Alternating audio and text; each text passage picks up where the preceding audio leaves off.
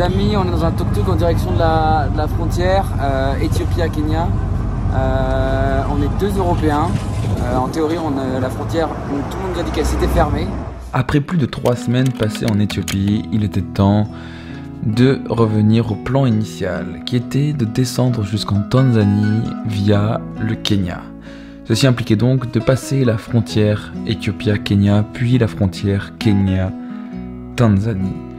Depuis le début du voyage, tout le monde nous a prévenu que la frontière Éthiopie-Kenya n'était pas franchissable en ce moment à cause du Covid. Mais certaines personnes nous ont dit qu'il y avait des possibilités, qu'il y avait peut-être moyen de passer cette frontière. Et c'est tout l'objet de cette vidéo. Raconter comment passer ou ne pas passer cette frontière infranchissable. On continue le périple tout doucement vers le sud. Le programme dans l'idée c'était d'aller faire un trek dans les montagnes, les Bali Mountains, qui sont à, j'allais dire 2 heures de route, mais sûrement plus. De revenir sûrement ici, d'aller à Arba Minch, qui est une ville un peu plus au sud encore, un peu plus au sud-ouest même, et après de continuer vers la frontière. En espérant pouvoir passer la frontière, sinon c'est retour à Addis et je sais pas. Voilà le programme les amis. Stay tuned. Donc là je viens de parler avec un monsieur, là je suis au Bali Mountains et il m'a grave rassuré en fait, parce qu'il m'a parlé un peu des tribus du sud de l'Éthiopie et de la guerre civile qu'il y a là-bas entre certaines tribus éthiopiennes, certaines tribus kenyanes. Et il m'a dit non mais en fait tout va bien, hein. C'est très chill, c'est très calme, et puis de toute façon c'est que entre eux, hein. Donc il n'y a aucun problème, vas-y les yeux fermés. Mais je lui dis le seul truc c'est que tu peux, il m'a dit je sais pas si la frontière est ouverte à cause du corona, pas à cause des tribus. Donc on va espérer qu'elle est ouverte, hein. J'avoue que en vrai j'y crois pas des masses, hein. J'y crois pas des masses et je suis même pas sûr de trouver un endroit où faire un test PCR 96 heures avant, parce qu'on est quand même en plein milieu de l'Éthiopie, on n'est pas du tout près d'une des grosses villes, donc Inch'Allah comme on dit. Et puis ça dépend, et puis je sais même pas s'il faut un e-visa ou un visa, enfin tu vois c'est compliqué quoi. On y croit. On y croit ? On y croit.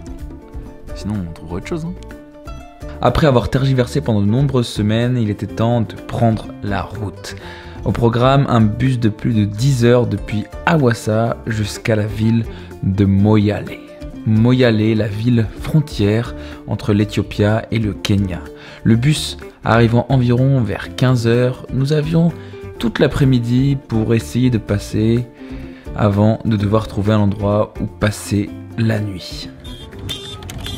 Les amis, on est dans un tuk-tuk en direction de la frontière Éthiopie-Kenya.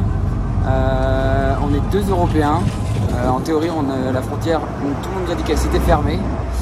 Donc grosso modo, on a fait 10 heures de route pour arriver là. Soit on passe, soit on repart dans l'autre sens. Réponse dans quelques minutes. Un petit peu de stress quand même.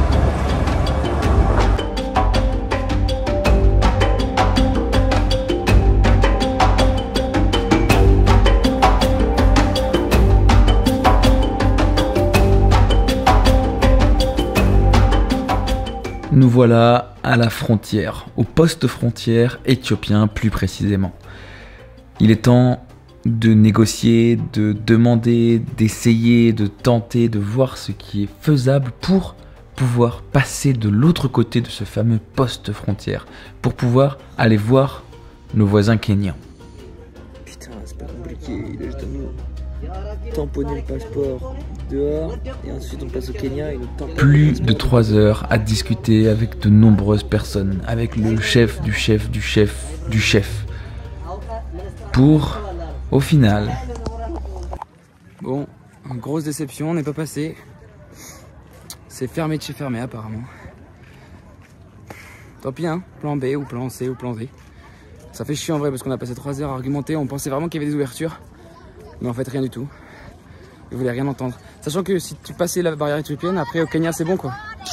C'est la vie. C'est comme ça. Voilà, et en fait ce qui est hyper frustrant, c'est que tous les locaux eux ils passent. Tous les locaux ils ont aucun problème, ils passent sans même être contrôlés. Et on peut pas se fondre dans la masse, puis de toute façon c'est complètement stupide de faire ça.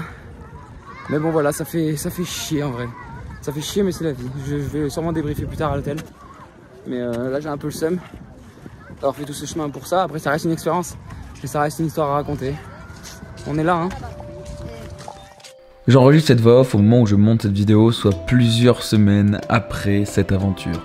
Et je dois dire que mon ressenti, mon bilan du moment est de me dire que c'est le voyage, c'est comme ça. Il y a des moments où ça veut et des moments où ça ne veut pas. Des moments où ça passe et des moments où ça ne passe pas. Et dans ce cas précis, ce n'est pas passé, tout simplement. Pourtant, tout le monde nous avait prévenu. On aurait pu ne même pas aller à cette frontière, ne même pas essayer de passer au Kenya par voie terrestre. Mais pourtant, personnellement, c'est ce que j'avais envie de faire. J'avais envie d'essayer de passer cette frontière, de tenter, de réussir là où tout le monde avait échoué. Ça n'a pas réussi pour cette fois-ci, mais ça réussira peut-être une prochaine fois. Et c'est le but du voyage, d'aller chercher des choses, des moments, des expériences qu'on ne vivrait pas autrement et que d'autres n'auront pas pu vivre. Et à mon sens, c'est ça qu'il faut retenir de cette leçon. Ce n'est pas les 10 heures aller, puis les 14 heures retour, puis les avions pris pour changer de pays. C'est le fait que nous y sommes allés, nous avons essayé et nous avons échoué. Mais nous avons appris et nous avons bien rigolé. Je vous laisse sur ceci. Je vous souhaite une très bonne journée, une très bonne semaine. Je vous retrouve dans 4 jours pour, du coup, des aventures bien différentes de ce qui était prévu à la base. Prenez soin de vous, abonnez-vous et à très vite.